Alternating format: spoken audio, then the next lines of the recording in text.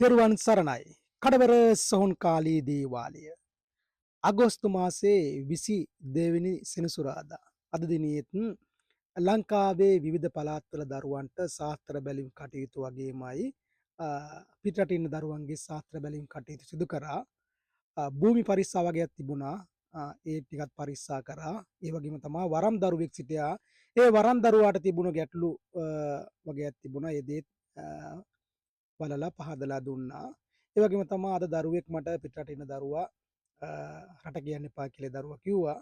ඉතින් ඒ දරුවා මට රාජකාරියද බාර දුන්නා. ඒ දරුවාට ලංකාවේ සිටින ස්ත්‍රියක් ඉන්නවා.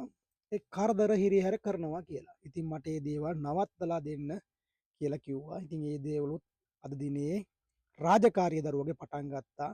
ඒ ආකාරයි මාහට යම් රාජකාරියක් බාර දුන්නොත් හොඳින් හෝ නරකින් කර දෙනවාමයි. ඒකයි කඩවර සොහොන්කාලී දේවාලය වෙනස.